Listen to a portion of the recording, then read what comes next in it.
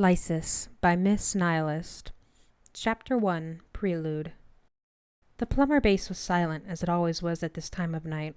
The green-tinted lighting meant that the hall looked the same as it did during the day. Only the lack of other life forms was different, and it came with an eerie, almost uncanny sort of feeling, as if something were wrong. The lone plumber guard who was circling the hallways muffled a yawn. It was shaping up to be another dull night. There was a clatter from down the hall. The guard, an apoplexian who got roped into covering his friend's shift, was immediately on edge. Nothing in the base made a noise without reason. He headed towards the sound. The hallway opened into the base's main hub. It was silent and dark in here, too.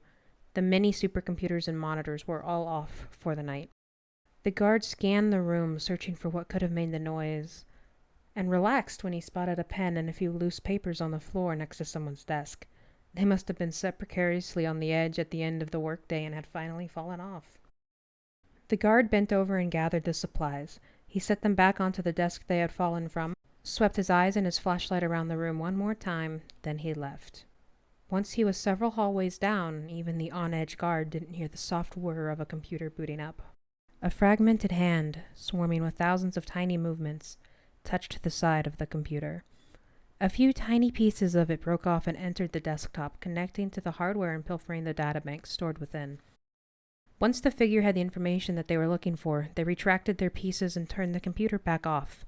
As silently as they had entered, the figure dissolved into a shapeless swarm and slipped out of the room. The swarming figure hung close to the walls and the floor. When it passed a security camera, the figure would pause and make sure to disrupt the live feed, inserting looping footage of the empty hall. The guards watching the cameras didn't notice anything amiss as the figure made their way through the base, slipping underneath high security doors and gliding down monitored hallways. Finally, the figure reached their intended target, the location that they had gathered from the computer. Compressing their loose shape into a thin mass less than a hair wide, they slid through the gap between the door and the ground, easily bypassing the last barrier standing between them and victory.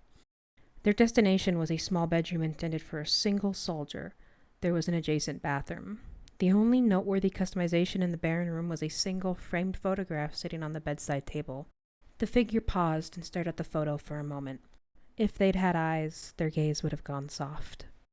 Refocusing on their task, the figure moved towards the bed. They held out a single finger, barely brushing the sleeping individual's ear. The occupant of the bed didn't so much as twitch as a single microscopic carrier of their virus crawled into his ear. One was all that would be needed for this first part.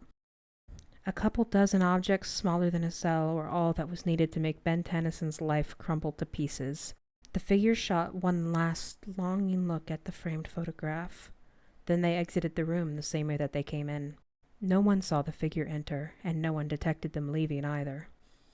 The seed had been planted. In a week's time, they would have everything they had ever wanted.